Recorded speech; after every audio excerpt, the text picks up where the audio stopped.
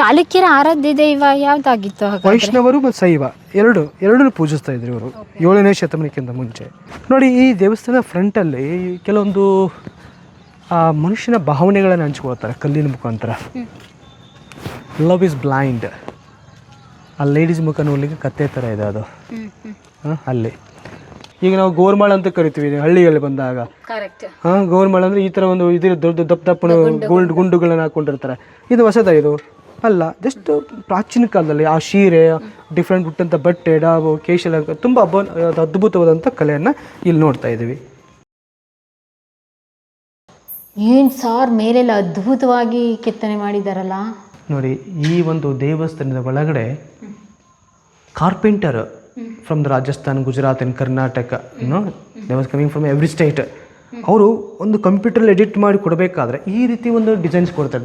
Lotus ಅದು lotus. ಇವಾಗೆಲ್ಲ ಬಾಗಿಲು ಚೌಕಟ್ಟಿಗೆ, ಬೆಡ್ಶೀಟ್ ಆಗಿರ್ಬೋದು, ಅದಕ್ಕೆಲ್ಲ ಈ ಡಿಸೈನ್ಸ್ ನೋಡಿ. ಸುತ್ತು ಈ ಬಾರ್ಡ್ರ್ ಇದಲ್ಲ, border was amazing of the carvings also here. ಎಷ್ಟು ಸ್ಪಷ್ಟವಾಗಿ ನೋಡಿ. ಸರ್, ಇದು ಆಕ್ಚುಲಿ ಐಹೊಳೆ ಊರು, ಟೆಂಪಲ್ ಟೌನ್. 125 ಟೆಂಪಲ್ಸ್ ಅಂತಂದಲ್ವಾ ಊರು. ಮನೆಗಳು ನಾವಿಲ್ಲಿ ನೋಡ್ಬೋದು ಐಹೊಳೆ ಹೇಗಿತ್ತು ಅಂತ ಹೇಳಿ. ಹಳೆ ಕಾಲದ ಮನೆಗಳೆಲ್ಲ ದುರಸ್ತಿ ಆದಂಥ ಮನೆ ಅಂದರೆ ಎಲ್ಲ ಬಿದ್ದಂಥ ಮನೆಗಳನ್ನು ಅವ್ರು ಮತ್ತೆ ಕೆಡದು ಮತ್ತೆ ಒಳ್ಳೆ ವಾಪಸ್ಸು ಕಾಂಕ್ರೀಟ್ ಬೆಡ್ಡು ಅದೆಲ್ಲ ಮಾಡ್ಕೊಳ್ತಾರೆ. ಎಷ್ಟು ಟೆಂಪಲ್ ಇದೆ ಸರ್ ನೋಡಿ. ಎಲ್ಲ ದೇವಸ್ಥಾನಗಳು, ಚಿಕ್ಕ ಚಿಕ್ಕ ದೇವಸ್ಥಾನಗಳು.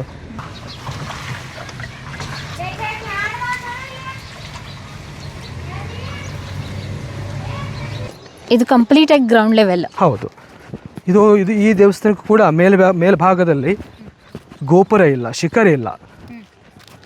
ಬಟ್ ಜಸ್ಟ್ ತುಂಬ ಈ ಗೌಡರ ಗುಡಿ, ಅಂಬಿಗರ ಟೆಂಪಲ್ಸು ಅದೇ ಥರ ಒಂದು ಸ್ಲಾಬ್ ಹಾಕಿ ಟೆಂಪಲ್ ಹಾಕಿದ್ದಾರೆ. ಮೇಲೆ ಗೋಪುರ ಏನೂ ಕಟ್ಟಿಲ್ಲ.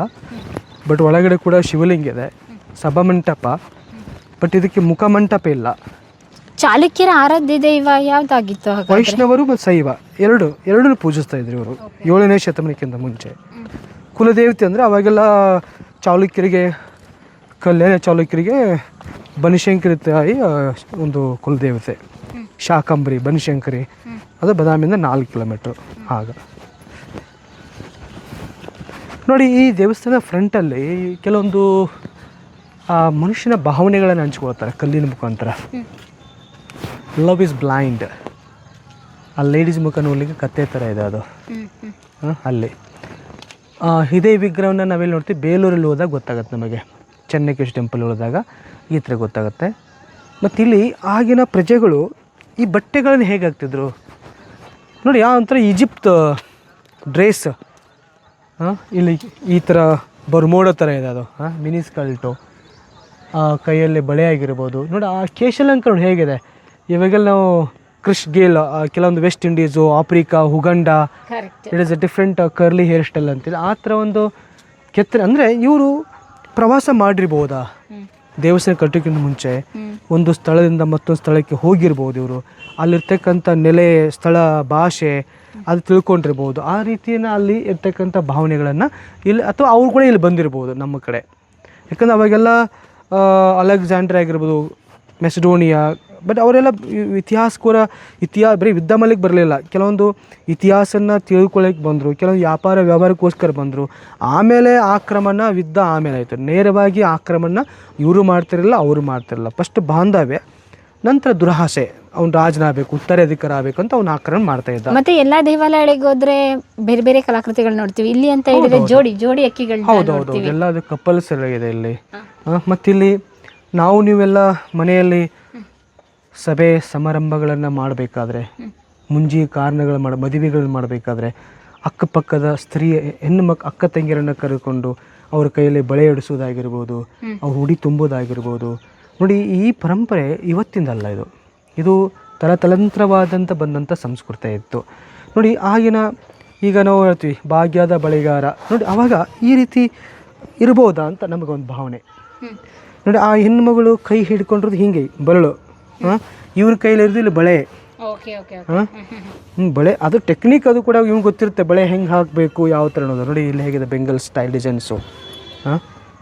ಅಂದರೆ ಈ ಪರಂಪರೆ ಇವತ್ತಿಂದಲ್ಲ. ಇವಾಗ ನಾವು ಮನೆಯಲ್ಲಿ ಮದುವೆ ಆಗಬೇಕಾದ್ರೆ ಸುತ್ತಮುತ್ತ ಇರತಕ್ಕಂಥ ಹೆಣ್ಣು ಮಕ್ಕಳನ್ನು ಕರೀತಾರೆ ಬನ್ನಿಮ್ಮ ಬಳೆ. ಅದು ಯಾವುದು ಕಲರ್ಫುಲ್ ಬಳೆ ಅಲ್ಲ, ಒನ್ಲಿ ಗ್ರೀನ್, ಹಸಿರು ಬಳೆ ಅಂತ ಹೇಳ್ತೀವಿ, ಹಸಿರು ಕಾಜಿನ ಬಳೆ. ಆ ಥರ ಪರಂಪರೆ ಪದ್ಧತಿ ಇದು ಇವತ್ತಿಂದ ಇವತ್ತು ಹುಟ್ಟಿದ್ದಲ್ಲ, ಇವತ್ತು ಮುಗಿಯುವುದಿಲ್ಲ. ಅದು ತಲತಲಾಂತರಾಗಿ ಬಂದಂಥ ಪರಂಪರೆ ಇತ್ತು. ಮತ್ತು ಹೇಳಿದೆ ಇನ್ನೊಂದು ಆಭರಣಗಳ ಪ್ರಿಯರು ಸ್ತ್ರೀಯರು. ಇಲ್ಲಿ ನೋಡಿ, ಇಲ್ಲಿ ಕೊರಳಲ್ಲಿ ಆಭರಣಗಳು ಹೇಗಿತ್ತು, ಆ ಕೇಶಾಲಂಕಾರ ಆಗಿರ್ಬೋದು, ಈ ಡಾಬು ಮತ್ತು ಕೈಯಲ್ಲಿ ಇದು ನೆಕ್ಲೆಸ್ ಥರ ಇದನ್ನೇ ನೋಡಿ, ಬಳೆಗಳು ಆ ಕಡೆ ಅಲ್ಲಾಡ್ಬಾರ್ದಲ್ಲ, ಇದು ಚೈನ್ ಹಾಕಿರೋದು ಇಲ್ಲಿ ಇಲ್ಲಿ ಇಲ್ಲಿ ಸ್ಪಷ್ಟವಾಗಿ ಕಾಣುತ್ತೆ ನೋಡಿ ಇದು. ಈ ಥರ ಇದಕ್ಕೂ ತೋಳುಬಂದಿ ಆಗಿರ್ಬೋದು, ಈ ನೆಕ್ಲೆಸ್ ಆಗಿರೋದು, ಈ ನೆಕ್ಲೆಸ್ ಅದ್ಭುತವಾಗಿದೆ ನೋಡಿ ಈ ಥರ.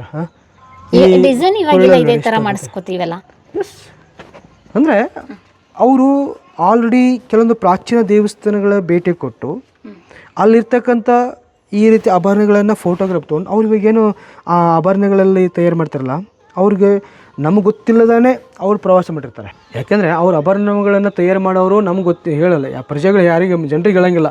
ಜನರಿಗೆ ಹೇಳದೇ ಪ್ರಾಚೀನ ದೇವಸ್ಥಾನಗಳಿಗೆ ಒಳಗೆ ಹೋಗಿ ಅಲ್ಲಿರ್ತಕ್ಕಂಥ ಕಲೆಗಳನ್ನು ಅಧ್ಯಯನವನ್ನು ಮಾಡಿ ಫೋಟೋಗ್ರಾಫ್ ತೊಗೊಂಡು ಅವರು ಸಿಲ್ವರು ಗೋಲ್ಡು ಡೈಮಂಡಲ್ಲಿ ನೆಕ್ಲೆಸ್ ಮಾಡಿದ್ರು. ನಮಗೊಂಥರ ಆಕರ್ಷಣೆ, ಏನಪ್ಪ ಈ ಥರ ಟ್ರೆಂಡ್ ಆಗಿದಲ್ಲ ಈ ಥರ. ಬಟ್ ಆಲ್ಮೋಸ್ಟ್ ಇದೇ ನಮ್ಮ ಚಾಲುಕ್ಯರ ಕಾಲದಲ್ಲಿ ಇತ್ತು ನೆಕ್ಲೆಸ್ಸು, ಇದೇ ಹೊಸದಲ್ಲ. ಈ ಥರ ಈಗ ನಾವು ಗೋರ್ಮಾಳ ಅಂತ ಕರಿತೀವಿ ಹಳ್ಳಿಯಲ್ಲಿ ಬಂದಾಗ. ಗೋರ್ಮಾಳ ಅಂದರೆ ಈ ಥರ ಒಂದು ಇದ್ರ ದೊಡ್ಡ ದಪ್ಪನ ಗುಂಡುಗಳನ್ನು ಹಾಕ್ಕೊಂಡಿರ್ತಾರೆ.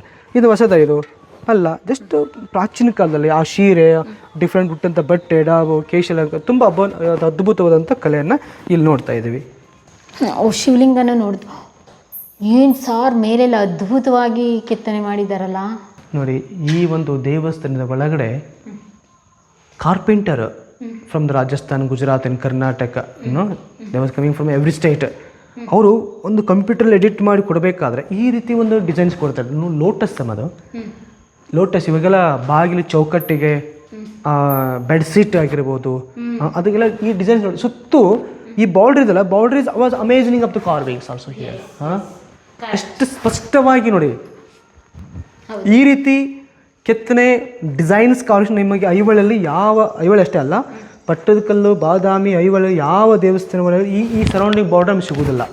ಆದರೆ ಸ್ಪಷ್ಟವಾಗಿ ಈ ಸಭಾಮಂಟಪದ ಮೇಲ್ಭಾಗ ಚವಣಿದಲ್ಲ ಸೀಲಿಂಗಲ್ಲಿ ಇದ್ರ ಕರೆಕ್ಟಾಗಿ ಲೆವೆಲಲ್ಲಿ ಕೊಟ್ಟು ಡಿಸೈನ್ಸ್ ನೋಡಿ. ಇದು ತುಂಬ ಅದ್ಭುತವಾದಂಥ ಕಾರ್ವಿಂಗ್ಸ್ನ ಮಾಡ್ತೀವಿ. ಅಂದರೆ ಒಂದೇ ಕಲ್ಲಲ್ಲ, ಸುಮಾರು 1 2 3 ಕಲ್ಲು, ಈ ಕಡೆ 3 ಈ ಕಡೆ 3 ಇದೆ. 8 ಕಲ್ಲಲ್ಲಿ 8 ಕಲ್ಲನ್ನು ಕೆತ್ತನೆ ಮಾಡಿ ಈ ಪರ್ಫೆಕ್ಟಾಗಿ ಎಂಗಲಲ್ಲಿ ತೋರಿಸ್ಕೊಡಿದೆ ಈ ಕಡೆ ಡಿಸೈನ್ಸನ್ನು. ಬಟ್ ಈ ಥರ ಕಾರ್ವಿಂಗ್ಸ್ ಮತ್ತು ಈ ಕಡೆ ಬರೋದಿಲ್ಲ, ಅದು ಈ ಕಡೆ ಬೇರೆ ಡಿಸೈನ್ ಕೊಟ್ಟಿಲ್ಲ, ಡಿಸೈನ್ಸ್ ಬರೋಲ್ಲ. ಇದು ಶಿಲ್ಪ ಸಾಹಿತ್ಯ ಅನ್ನೋದು ಪ್ರಜೆಗಳಿಗೋಸ್ಕರ, ನಾಲೆಜನ್ನು ತೋರಿಸ್ಕೊಡೋದು ಪ್ರಜೆಗಳಿಗೆ. ನಾಲೆಜನ್ನು ಸುಮ್ಮನೆ ಕತ್ತಲಲ್ಲಿ ಇಡೋದಲ್ಲ, ಎಲ್ಲಿ ಬೆಳಕು ಅಲ್ಲಿ ಕೆತ್ತನೆ. ಈ ಕಡೆ ಭಾಗದಲ್ಲಿ ಯಾಕೆ ಮಾಡ್ಬೇಕು ಹೇಳಿ, ಜನ ಈ ಕಡೆ ಬರೋಂಗಿಲ್ಲ. ಅವ್ರು ಏನು ಮಾಡ್ತಾರೆ, ಜನ ಈಗ ಎಂಟ್ರಿ ಆಗ್ತಾರೆ, ನೇರವಾಗಿ ಮುಖಮಂಟಪದಿಂದ ಒಳಗಡೆ ಸಭಾಮಂಟಪ ಇದ್ಕೊಂಡು ಈ ದೇವ್ರ ದರ್ಶನ ನೋಡಿದಾಗ, ಏನಪ್ಪ ಸರ್ ಇಷ್ಟು ಡೆಕೋರೇಷನ್ ಇದೆಯಲ್ಲ, ಡಿಸೈನ್ಸ್ ಇದೆ. ಇವೆಲ್ಲ ನಾವು POP ಮಾಡಿಸ್ತೀವಿ, ಪ್ಲಾಸ್ಟರ್ ಆಫ್ ಪ್ಯಾರಿಸ್ ಆಗಿರ್ಬೋದು, ಡಿಸೈನ್ಸ್ ಎಲ್ಲ ಇಷ್ಟು ಪೇಂಟಿಂಗ್ ಎಲ್ಲ ಮಾಡಿಸ್ತೀವಿ. ಇಷ್ಟು ಪರ್ಫೆಕ್ಟಾಗಿ ಈ ಚಿತ್ರಗಳನ್ನು ನಾವು ಇಲ್ಲಿ ನೋಡ್ತಾ ಇದ್ವಿ. ಇದಕ್ಕೆ ಬೀಮ್ಸ್ ಅಂತೀವಲ್ಲ, ಇದು ಲೋಟಸು. ಮೇಲೆ ಕೂಡ ಬ್ರಹ್ಮ, ಶಿವ ಮತ್ತು ಇಲ್ಲಿ ವಿಷ್ಣು ನೋಡಿ. ಶಿವ ಆ ಒಂದು ನಂದಿಯ ಮೇಲೆ ಕುಳಿತುಕೊಂಡು ಪ್ರಯಾಣ ಮಾಡುವಂಥ ಸ್ಟೈಲ್, ಆ ಒಂದು ನೋಡಿ ಇಲ್ಲಿ ಹೇಗಿದೆ. ಹಿಂದೆ ಪಾರ್ವತಿ, ಆ ಪಾರ್ವತಿಯರ ಹಿಂದೆಗಡೆ ಸಖಿಯರು, ಪಾರ್ವತಿ ಜೊತೆಯಲ್ಲಿ ದಾಸಿ, ಆ ಕೈಯಲ್ಲಿ ಅಂಬ್ರೆಲ್ಲ ನೋಡಿ ಹೇಗಿದೆ, ಅಂಬ್ರೆಲ್ಲ. ಆ ಮೂಗು ನೋಡಿ ಹೇಗಿದೆ, ಮೂಗು, ಕಣ್ಣು, ಆ ತುಟಿಗಳಾಗಿರ್ಬೋದು, ಆ ಕಣ್ಣಲ್ಲಿ ಆ ಒಂದು ಕೊರಳಲ್ಲಿ ಆಭರಣಗಳಾಗಿರ್ಬೋದು, ಸ್ಪಷ್ಟವಾಗಿ ಇಲ್ಲಿ ಕೆತ್ತನೆ ಮಾಡೋದು. ಮತ್ತು ಅಲ್ಲಿ ಮೋಡ ಇದೆ, ಮೋಡ ಅದು ಅಲ್ಲಿ ಕಂತಲ್ಲ, ಮೋಡ ಚಿಕ್ಕ ಚಿಕ್ಕದ ಕಾಲು ಸೆಂಟ ಮಧ್ಯದಲ್ಲಿ ಮೋಡ. ಅಂದರೆ ಆ ಒಂದು ದೇವಲೋಕ ಹೇಗಿತ್ತು ಆಗಿನ ಪ್ರಜೆಗಳಿಗೆ. ಅಲ್ಲಿ ಭೃಗು ಮಹರ್ಷಿಗಳು, ಸಾಧು ಸಂತರು, ತಾಂಡು ಅಲ್ಲಿ ನೋಡಿ ಡೋಲಕ್ ನುಡಿಸ್ತಾ ಇರೋದು, 2 ಕೈಯಲ್ಲಿ ಹಾವುಗಳಿದೆ ಇಲ್ಲಿ. ಅಂದರೆ ಇದು ಆಲ್ಮೋಸ್ಟ್ ಗಾಳಿ, ಮಳೆ, ಬಿಸಿಲು ಅಂದರೆ ಸ್ವಲ್ಪ ಬ್ಯಾಡ್ಸು, ಅದರಿಂದ ಸ್ವಲ್ಪ ಇಲ್ಲಿ ಕಲರ್ ಚೇಂಜ್ ಆಗಿದೆ, ಆ ಥರ ಹೋಗ್ತದೆ. ಬಟ್ ಇಲ್ಲಿ ಯಾವುದೇ ರೀತಿ ಆಕ್ರಮಣ ಆಗಿಲ್ಲ, ದಾಳಿ ಒಳಪಟ್ಟಿಲ್ಲ. ಮತ್ತು ಇಲ್ಲಿ ಬ್ರಹ್ಮನ ಸುತ್ತು ಅಷ್ಟ ದಿಕ್ಪಾಲಕರಾಗಿರ್ಬೋದು, ಸಾಧು ಸಂತರರು ಜಪಮಾಲನೆ ಮೇಲೆಗಡೆ ಭಾಗದಲ್ಲಿ ನೋಡಿ ಎಷ್ಟು ಅದ್ಭುತವಾಗಿ ನೋಡಿ. ಅಲ್ಲಿ ಬ್ರಹ್ಮ, ತ್ರಿಮೂರ್ತಿ ಬ್ರಹ್ಮ, ಹಂಸ ಪಕ್ಷಿ ನೋಡಿ ಎಷ್ಟು ಅದ್ಭುತ, ಹಂಸ 2 ರೆಕ್ಕೆಗಳು. ಅಲ್ಲೆಲ್ಲ ನೋಡಿ ನರಮಾನವರು, ಮನುಷ್ಯರು, ಸಾಧು ಸಂತರರು ನೋಡಿ. ಯಾವಾಗಲೂ ಸಾಧು ಸಂತರ ಕೈಯಲ್ಲಿ ನೋಡಿ ನೀರಿನ ಇದಿರುತ್ತಲ್ಲ ಬಿಂದಿಗೆ ಅಲ್ಲಿ ಕೈಯಲ್ಲಿ ಪುಷ್ಪಮಾಲ ತೀರ್ಥದ ಅದನ್ನು ಹಿಡ್ಕೊಂಡು ಹೋಗೋದು, ತಪಸ್ಸು ಮಾಡೋದು, ಪೂಜೆ ಮಾಡೋದು ಆ ಥರ. ಬಟ್ ಇಲ್ಲಿ ಅವಾಗೆಲ್ಲ ಈ ಸ್ಟೈಲ್ ಇತ್ತ. ಇವನು ಇವಳಿಗೆ ಒಂದು ಪ್ರಪೋಸ್ ಮಾಡ್ತಾ ಇರೋದು, ಆ್ಯಸ್ ಪ್ರಪೋಸಿಂಗ್. ಅವನ ಕೈಯಲ್ಲಿ ರೋಜ್ ಇದೆ, ಕೈಯಲ್ಲಿ ಇಲ್ಲಿದೆಲ್ಲ. ಬಟ್ ಅವಳು ಎಕ್ಸ್ಪೆಕ್ಟ್ ಮಾಡ್ತಾ ಇಲ್ಲ. ಬಟ್ ಅವಳಿಗೂ ಮೈಂಡ್ ಮೆಚುರಿಟಿ ಇರುತ್ತೆ. ಅವಳು ಥಿಂಕಿಂಗ್ ನಾನು ವಿಚಾರ ಮಾಡಿ ನೋಡಿ ಆ ಭಾವನೆ ಹೇಗಿದೆ ನೋಡಿ, ಇಬ್ಬರು ಮನುಷ್ಯರ ಭಾವನೆ ಹೀಗೆ ಎರಡೂ ಮುಖಗಳು ಹಿಂಗೆ ಕ್ರಾಸ್ ಆಗಿದೆ. ಅವನಿಗೆ ಕೈಯಲ್ಲಿ ಹಿಡ್ಕೊಂಡು ಆ ಹೂವನ್ನು ಅವಳು ಕೊಡ್ತಾ ಇರೋದು, ಅವಳನ್ನು ದಿಸ್ ಬಿಕಮ್ ಎ ಫ್ರೆಂಡ್ ಲಜ್ ಆಲ್ಸೋ ಹಿಯರ್. ಪೂರೇ ನಾಳೆ ಅದು ಅವಳು ಎಕ್ಸ್ಪೆಕ್ಟ್ ಮಾಡಿ ಮದುವೆ ಆಗಿಬಿಟ್ರೆ ಶುರು ಆಗಿಬಿಡುತ್ತೆ ಇಲ್ಲಿ ಜೀವನ. ಇವಳು ಅಳುವುದು, ಕರೆಯುವುದು, ಏನು ಬೇಕು, ಬಂಗಾರ ಬೇಕಾ, ಸೀರೆ ಬೇಕಾ, ಜ್ಯುವೆಲ್ರಿ ಬೇಕಾ, ಇದು ಜೀವನ. ಅವಳು ಕೈ ಹಿಡ್ಕೊಂಡು ರಮಿಸೋದು. ಅದು ಇಲ್ಲಾಂದರೆ ಸಂಸಾರ ನಡೆಯಲ್ಲ. ಮದುವೆ ಆಗಿಂತ ಮುಂಚೆ ಹಾಗೆ, ಮದುವೆ ಆದ ನಂತರ ಹೀಗೆ ಜೀವನ. ಇಟ್ಸ್ ಮ್ಯಾರೇಜ್ ಆಫ್ ನೋಡಿ ಭಾವನೆಗಳನ್ನು ಆಗಿನ ಪ್ರಜೆಗಳಿಗೆ ಈ ಥರ ತಿಳಿಸ್ಕೊಡ್ತಾ ಇದ್ದಾರೆ. Has A friendly also here. But ಇದು ದೇವಸ್ಥಾನ, ಶಿವಲಿಂಗ ಇದೆ. ಇಲ್ಲಿ ಕೂಡ ಹೇಳಿದೆ, ಇಲ್ಲಿ ಗರುಡ ಪಕ್ಷಿ ಇದೆ. ಅದು ಹೀಗಲ್ಲ ಗರುಡ ಅಂದರೆ ಎರಡೂ ಇವರು ಪೂಜಿಸ್ತಾ ಇದ್ರು 7ನೇ ಶತಮಾನಕ್ಕಿಂತ ಮುಂಚೆ. It is early temples. Nandi ಕೂಡ ಇಲ್ಲ, ಒಳಗಡೆನಿದೆ, ನಂದಿ ಹೊರಗಡೆ ಇಲ್ಲ. ಅಂದರೆ ಬೇರೆ ಎಲ್ಲ ಟೆಂಪಲ್ಗಿಂತ ಇಲ್ಲಿ ಕೆತ್ತನೆಗಳು ವಿಶೇಷವಾಗಿದೆ, ತುಂಬ ಜಾಸ್ತಿ ಇದು ಈ ಭಾಗ ಮಾತ್ರ, ಈ ಪೊಸಿಷನ್ ಮಾತ್ರ ತುಂಬ ಅದ್ಭುತವಾಗಿದೆ. ಆ ಶಿವ ಮತ್ತು ಬ್ರಹ್ಮ ಮತ್ತು ಇಲ್ಲಿ ವಿಷ್ಣು ನೋಡಿ, ಅನಂತ ಆಸನ ಕುಳಿತಿರೋದು. ಆ ಶಿವ ನೋಡಿ, ಆ ಒಂಥರ ರಾಜರ ಸ್ಟೈಲ್ ಇದ್ದಂಗೆ ಹಾವಿನ ಮೇಲೆ ಕುಳಿತಿರೋದು ಬೈಯನ್ನು ತೋರಿಸ್ಕೊಡುತ್ತೆ. ಕೈಯಲ್ಲಿ ಹಣ್ಣು, ಕಾಯಿ, ದಟ್ ಇಸ್ ಅ ಫ್ರೂಟ್ಸ್ ಇದೆ. ಆ ಕೈ ನೋಡಿ ಹೇಗಿದೆ, ಅಲ್ಲ ಹಿಂಗೆ ಕೈಯಿಂದ ಶಿವ ವಿಷ್ಣುನಿಗೆ ಏನೋ ಹೇಳ್ತಿರ್ದು, ಈ ಥರ ಈ ಕೈ ಮಾಡಿ, ಈ ಥರ ಅಂಗೈನ. ಆಯಾ ಶಿಲ್ಪಿಗಳ ಒಂದು ಭಾವನೆಗಳನ್ನು ಕಲ್ಲಿನ ಮುಖಾಂತರ ಹಂಚ್ಕೊಳ್ತಾರೆ. ಸರ್ ಅವಾಗ ಲಾಕ್ ಸಿಸ್ಟಮ್ ಇತ್ತು, ಡೋರ್ ಎಲ್ಲ ಆಗ್ತಿದ್ರೆ ಈ ಥರ ಲಾಕನ್ನು ಹಾಕ್ತಾ ಇದ್ರು. ಯಾಕಂದರೆ ಕಲ್ಲಲ್ಲಿ ಕೆತ್ತನೆ ಮಾಡಿದಂಥ ಶಿಲ್ಪಿಗಳು ಕಟ್ಟಿಗೆಯಲ್ಲಿ ಮಾಡೋದು ತುಂಬ ಸರಳ. ಕಟ್ಟಿಗೆಯಲ್ಲಿ ತುಂಬ ಈಸಿ ಅಲ್ವಾ? ಯಾಕಂದ್ರೆ ಇಂತಿಂಥ ಬಂಡೆನ ಕೊರೆದು ಕೆತ್ತನೆ ಮಾಡೋ ಶಿಲ್ಪಿಗಳು ಕಟ್ಟಿಗೆಯಲ್ಲಿ ಮಾಡೋದು ತುಂಬ ಸರಳ, ಅವ್ರದಾಗೆ ಈಸಿ ಆಗ್ತಿತ್ತು. ಅಂದರೆ ನಂಗೆ ವಿಶೇಷವಾಗಿ ಕಂಡಿದ್ದೇನು ಗೊತ್ತಾ, ಎಲ್ಲ ದೇವಸ್ಥಾನಗಳಲ್ಲಿ ಎಂಟ್ರಿಲಿ ದ್ವಾರಪಾಲಕರು ಅದೆಲ್ಲ ಇದ್ರೆ, ಇಲ್ಲಿ ಪ್ರಣಯ ಪಕ್ಷಿಗಳು ಆ ಥರ ಅವರೆಲ್ಲ ಜೀವನದ ಭಾವನೆಗಳನ್ನು ಅವರ ಸಂಗಾತಿ ಆಗಿರ್ಬೋದು, ಅವರ ಉಡುಪು ತೊಡುಪು, ಆ ಕೇಶಾಲಂಕಾರ, ಅದಸ್ ಬಾಡಿ ಲ್ಯಾಂಗ್ವೇಜ್, ಒಂದು ಟ್ರೆಡಿಷ್ನಲ್ ಆಗಿ ಆ ಕಲ್ಚರ್ ಆ್ಯಕ್ಟಿವಿಟಿ ಹೇಗಿತ್ತು ಅದನ್ನು ಅವರು ತೋರಿಸ್ಕೊಟ್ಟಿದ್ದಾರೆ ಅಷ್ಟೇ ಮಾತ್ರ. ಮತ್ತು ಒಳಗಡೆ ಬ್ರಹ್ಮ ವಿಷ್ಣು ಮಹೇಶ್ವರ ಅಲ್ಲಿ ತ್ರಿಮೂರ್ತಿಗಳು. ಫುಲ್ ಇದಕ್ಕೇನು ಗೋಪುರ ಆಗಲಿ ಏನಿಲ್ಲ, ಫುಲ್ ಫ್ಲಾಟಾಗಿ ಮಾಡಿದ್ದಾರೆ. ಮೇಲೆ ಯಾವುದೇ ರೀತಿ ಶಿಖರ ಗೋಪುರ ಏನಿಲ್ಲ. ಮೇಲೆ ಭಾಗದಲ್ಲಿ ಮೇಲೆ ಹಿಂಗೆ ಸ್ಲಾಬ್ ಆಗಿದೆ, ಪ್ಲಾಟ್ಫಾರ್ಮ್ ಆಗಿದೆ. ಅದು ತುಂಬ ಸ್ವಲ್ಪ ಭಾಗ ಹಿಂಗೆ ಇಳಿಜಾರಾಗಿದೆ, ಅಂದರೆ ನೀರು ಕೆಳಗೆ ಬೀಳಲಿಕ್ಕೆ. ಈ ಮಂಟಪಕ್ಕೆ ಏನಂತ ಹೆಸರು? ಈ ಮಂಟಪಕ್ಕೆ ಜಸ್ಟ್ ಶಿವನ ದೇವಸ್ಥಾನ, ಬಟ್ ಈ ಟೆಂಪಲ್ಗೆ ಹೆಸರು ಹುಚ್ಚಪ್ಪಯ್ಯ ಮಠ ಅಂತ ಕರಿತೀವಿ. ಹುಚ್ಚಪ್ಪಯ್ಯನ ಮಠ.